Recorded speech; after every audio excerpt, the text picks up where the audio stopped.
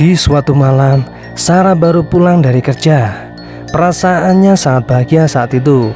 Ia pulang membawakan bunga kesukaan ibunya, karena pada malam itu mereka berdua akan merayakan ulang tahun pernikahan mereka. Rumahnya sangat sepi. Kedua orang tuanya tak berada di sana, padahal hidangan sudah siap di meja makan. Sarah memanggil-manggil mereka, tapi tak satu pun menjawab. Sampai ia melihat pemandangan horor itu.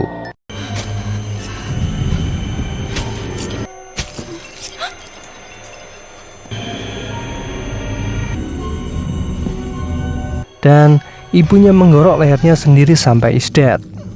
Sarah terkejut melihat, tak percaya, dan jatuh pingsan.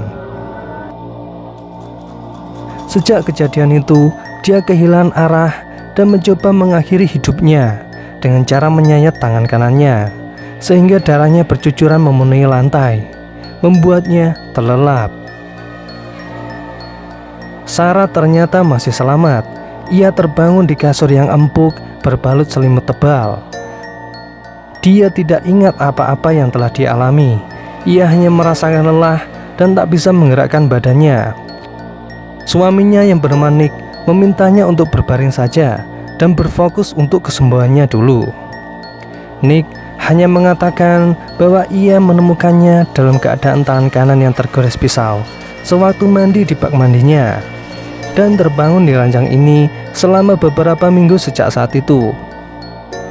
Sarah pun melihat luka gorisan pada tangannya yang terbalut perban. Terlihat darahnya masih merembes pada perban itu. Kemudian Nick memberikan istrinya sebuah pil untuk meringankan rasa nyeri pada sekujur tubuh Sarah. Sarah pun meminumnya tanpa banyak cincong tentang pil apakah itu. Setelah Sarah meminumnya, dia merasa mengantuk dan ingin segera tidur. Kemudian dia bermimpi horor. Dalam mimpinya, ia didatangi zombie kedua orang tuanya dengan wujud yang seperti ini.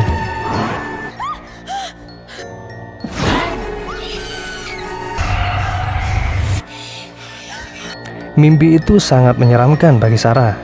Serasa seperti dalam kenyataan. Klimaks kengeriannya berakhir ketika Sarah terbangun tengah malam di dalam pelukan Nick. Bujukan hangat suaminya menyadarkan Sarah bahwa dia hanya bermimpi. Kemudian ia dicekoki pil lagi oleh suaminya dan tertidur kembali. Pagi berikutnya, sewaktu mereka berada di dapur, Sarah bertanya kepada Nick tentang orang tuanya. Nick bilang bahwa mereka berdua telah meninggal beberapa bulan lalu. Sekali lagi, Sarah mengatakan jika dia tidak ingat apapun tentang kematian itu.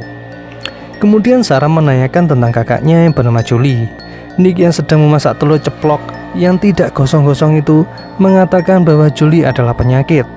Penyakit yang mengambil semua warisan keluarganya hanya untuknya sendiri, termasuk rumah mereka. Bahkan pada saat koma pun dia tidak pernah menjenguknya. Nick menambahkan, dari cerita itu Sarah merasa tidak percaya dengan omongannya itu, tapi dia tidak bisa berbuat banyak karena kondisinya masih lemas. Tiba-tiba Sarah terbangun di sebuah sofa dan melihat seorang wanita yang nampak keluar dari taman rumahnya. Nick memberitahu jika wanita itu adalah pembantu di rumah ini. Namanya adalah Rose. Dialah sang manajer yang kerjaannya mengurus mulai dari perawatan untuknya, memasak, mencuci, dan membersihkan kebun. Semuanya dilakukan sendiri. Nick sangat membutuhkannya karena dia juga sibuk mengerjakan tulisannya. Namun Sarah tidak mengingat satupun momen tentang keberadaan Rose di rumah itu. Dia masih berusaha mencerna hal-hal baru itu. Nick sekali lagi memintanya untuk bersabar dan memberinya obat lagi untuk membantu memulihkan ingatannya. Akhirnya Sarah mandi juga setelah beberapa bulan tidak menyentuh air sama sekali. Setelah selesai, ia berjalan mengitari lantai 3 untuk mengingat-ingat kembali kenangan masa lalunya. Dia menemukan sebuah pintu misterius yang tidak pernah ada sebelumnya. Namun ketika ia membukanya, Rose buru-buru menutupnya dengan alasan pintu itu menuju loteng yang sangat berbahaya bagi Sarah. Maka Rose mengunci pintu itu dan terlarang bagi Sarah. Sarah pun pergi untuk menemui Nick. Dia menanyakan tentang foto pernikahan mereka yang tidak terpasang di dinding manapun, yang mana hal itu janggal bagi pasangan yang sudah menikah. Nick mengatakan jika fotonya disimpan dengan baik dan meminta Sarah untuk tidak memikirkannya. Sarah yang sangat polos ini dengan mudahnya percaya dengan alasan itu. Nick memeluknya dan melanjutkan pekerjaannya sebagai penulis. Malam harinya, Sarah kembali bermimpi aneh. Dia sedang terbaring dengan keadaan melihat dua orang di hadapannya. Pria itu memeriksa kedua matanya, sedangkan si wanita meneriakinya. Wanita itu rupanya adalah kakaknya yang bernama Julie. Karena terkejut, Sarah terbangun. Dia berdiri melihat mereka berdua diusir oleh Nick. Sarah yang penasaran menanyakan tentang pengusiran itu. Nick sekali lagi menegaskan bahwa ia sangat membenci Julie karena telah melakukan hal jahat kepada Sarah. Kata Nick, "Kau tidak membutuhkannya dan orang lain. Karena ada aku di sini, semuanya akan baik-baik saja. Semuanya akan berbeda sekarang." Kalimat itu akan terngiang-ngiang oleh Sarah sampai akhir cerita nanti. Jadi jangan di-skip dong, oke? Pekarangan rumah pasangan itu sangat rapi dan bersih. Good job untuk Rose. Tapi Rose ini sangat tidak suka jika pekerjaannya dicampuri oleh orang lain.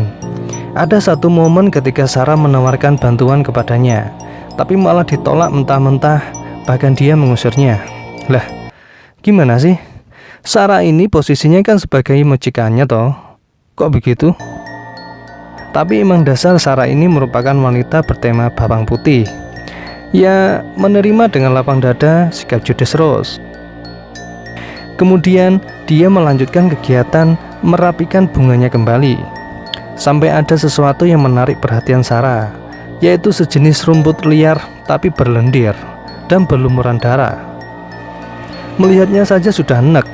Akibatnya Sarah memuntahkan cairan hitam pekat lewat mulutnya. Entah apa itu. Rose yang melihat kejadian itu hanya terdiam dan malah mengibas-ngibaskan jemurannya. Sarah yang tak tahan kemudian memecatnya. Rose enyah dari pandangan. Untuk kesekian kalinya, Sarah bermimpi aneh kembali. Dia merasa sedang berjalan menjelajahi ruangan dalam rumahnya. Tak ada satupun di sana. Suaminya sedang mengetik. Kemudian dia memasuki ruangan terlarang tadi. Di sana sangat gelap. Tiba-tiba Nick datang dalam keadaan bertelanjang dada. Sarah memeluknya, tapi darah pada tangannya menetes di dada Nick. Nick semakin bergairah untuk segera mengeksekusi tubuh Sarah. Ya, beginilah jadinya. Tiba-tiba Sarah terbangun di ranjang sendirian. Ia mendengar bel pintu berbunyi dan menghampirinya. Dia bertemu dengan sosok berjenggot dan berpakaian hitam pekat. Pria itu memberikan sedikit nasihat yang lumayan panjang.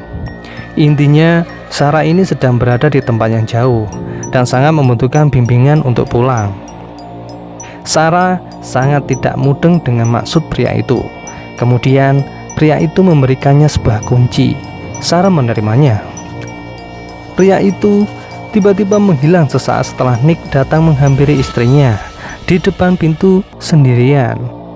Tapi Sarah mengatakan bahwa ia barusan berbincang dengan seseorang. Nick beranggapan jika Sarah sedang berhalusinasi. Nick masih menganggap jika mental Sarah masih belum sehat. Untuk menghibur hati Sarah, Nick memberikannya sebuah gaun berwarna merah. Ia memintanya untuk dipakai pada waktu pesta besok. Pesta itu rencananya akan dihadiri oleh semua rekan kerjanya. Sarah sangat senang mendapatkan hadiah itu.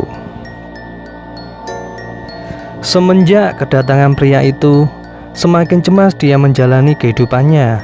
Kunci yang diterimanya diambil dari dalam loker, lalu dikembalikan kembali benda itu ke tempat semula. Ia takut jika sampai dia mengetahuinya, karena Nick sangat posesif dalam memperlakukannya. Sekali lagi Nick memberikan pil kepada Sarah. Sarah meminumnya tanpa sepatah kata.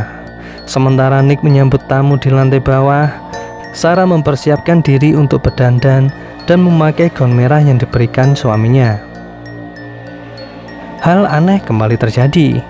Sewaktu dia membaringkan badannya di atas kasur, dia melihat dirinya sedang tidak memakai gaun yang sama. Dan di sampingnya ada bayangan wanita sedang meneriakinya. Tapi semuanya itu menghilang dalam sekejap.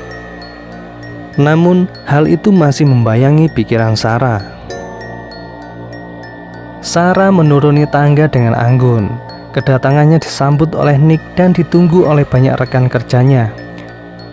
Mereka saling memperkenalkan diri mereka masing-masing karena Sarah tidak mengingat siapapun di sana. Suasana rumah sangat riuh oleh cengkrama dan senda gurau. Sosok pria tadi muncul sekejap di depan rumah. Tapi ada yang janggal di sini. Nick begitu santai di saat Sarah sedang didekati pria lain dan duduk di sampingnya. Ia terlihat sangat santai. Bahkan pembantunya yang sudah dipecat juga diundang ke pesta itu. Sarah sangat membenci keberadaannya. Nick menjelaskan jika dia sangat membutuhkannya karena ia tidak bisa mempersiapkan hidangan pesta sendirian. Apalagi menu utamanya adalah daging babi yang sangat sulit untuk mengolahnya. Dengan berat hati, Sarah menerima keputusan itu, tidak berontak, hanya terdiam. Acara pesta mendekati klimaksnya. Nick mengajak semua yang hadir bersulang untuk kesembuhan total istrinya dan kelanggengan pernikahannya. Kegiatan dilanjutkan dengan menyantap daging babi dengan penuh nikmat. Tetapi Sarah tidak ikut menyantapnya. Ia lebih memilih meminum anggur merah, yang mana anggur tersebut telah dicampur dengan pil oleh Rose tanpa sepengetahuannya. Kemudian Sarah mendadak pusing 7 keliling. Semuanya terlihat membias. Wajah-wajah tertawa berseliweran di pandangannya. Pria yang duduk di sampingnya tadi grepe-grepe di pahanya. Sarah menusuk tangan pria itu dengan garpu. Darahnya menggenangi taplak meja. Semua orang hanya tertawa melihat kejadian itu. Selanjutnya Nick mencumbu Sarah. Tak hanya itu, semua orang juga ikutan mencumbunya. Tubuhnya dinikmati oleh semua orang kecuali pria tadi, menghisap-hisap darah pada pergelangan tangannya. Tiba-tiba tubuh Sarah berpindah ke sebuah bak mandi bercampur darah menggenang. Di belakangnya ada sosok pria berkepala babi sambil menunjuk ke arah cermin di depannya. Gambar pada cermin menggambarkan situasi sewaktu Sarah sedang menusuk leher pria tadi. Padahal seingat Sarah ia menusuk garpunya ke tangan pria. Sarah menjadi bingung parah untuk mencernanya. Pria itu menjelaskan tentang dia yang berada di balik topeng babi itu. Dia yang ternyata selama ini mengajaknya bercinta, makan bersama, dan mengobrol bersama adalah sosok iblis yang menjelma sebagai suaminya.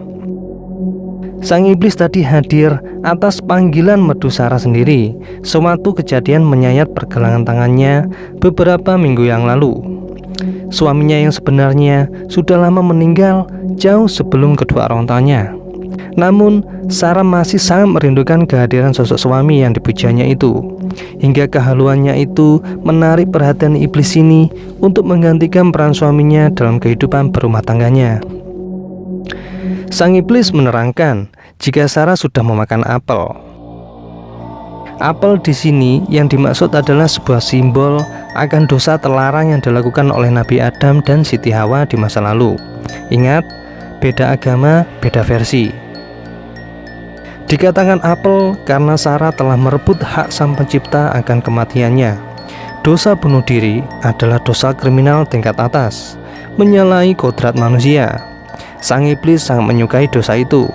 Dia berupaya menyekap dan mengikat erat para pendosa besar ini agar tertipu dan terpedaya untuk masuk ke dalam neraka bersama para pendosa lainnya.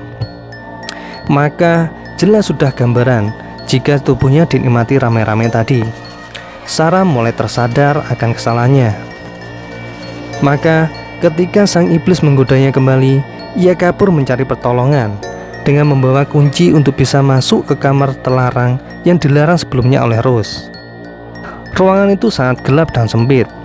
Di sana gerombolan iblis berusaha menyekapnya kembali.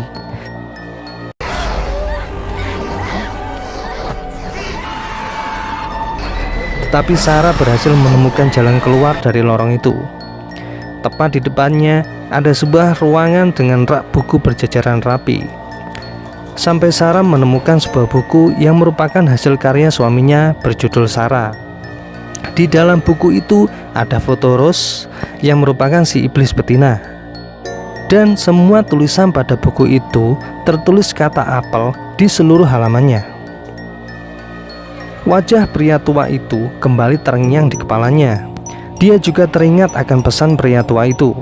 Tekadnya sudah bulat untuk segera keluar dari dunia ilusi tersebut. Namun si iblis menggoda kembali untuk menemaninya lagi. Itu adalah hal yang indah. Tetapi Sarah mengingat kembali kejadian tragis yang menimpa kedua orang tuanya tadi. Ternyata penyebab kelakuan ganjil ibunya merupakan ulah iblis itu. Si iblis menarik tangan Sarah untuk tidak meninggalkannya. Tapi pria tua tadi segera menolongnya dengan kekuatan air suci yang disiramkan ke wajah iblis itu. Sarah berhasil keluar untuk kembali ke dunia yang sebenarnya. Nah, dari sinilah keseruan itu hadir. Jadi, selama ini si Sarah ini sedang kerasukan iblis, guys. Bayangan orang asing yang di sekitarnya merupakan si dokter yang memeriksa bola matanya. Si wanita yang berteriak adalah Julie. Sedangkan pria tua tadi adalah sang pendeta. Mereka semua berusaha saling mendukung agar Sarah cepat sadar dan terbangun dari kerasukannya. Usaha mereka semua kali ini berhasil. Sarah telah kembali ke pangkuan keluarganya, yaitu Julie.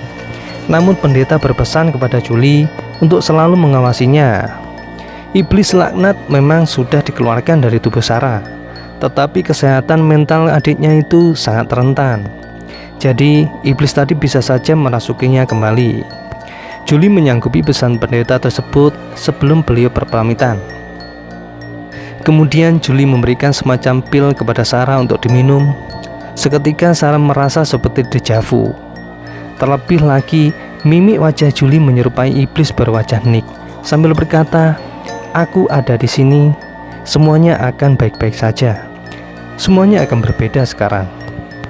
Jadi, bagaimana caranya iblis tadi masuk ke tubuh Julie? Nah, ketika proses pengusiran iblis pada tubuh Sarah sedang di tahap gereng-gerengnya, Julie memohon kepada iblis untuk mengambil jiwanya saja. Sebagai gantinya, tubuh Sarah dikembalikan kembali seperti sedia kala. Tentu sang iblis sangat menerima tawaran bodoh itu. Maka kita jangan sekali-kali bernegosiasi kepada iblis atau bahkan teroris, karena itu akan memicu masalah lain yang akan terus bermunculan sampai akhirnya kita menyerah dan mudah untuk terpedaya untuk melakukan tindakan bodoh lainnya. Ingat, gantungkan hidup Anda hanya kepada Allah, karena Allah Maha Pendengar lagi Maha Penyayang.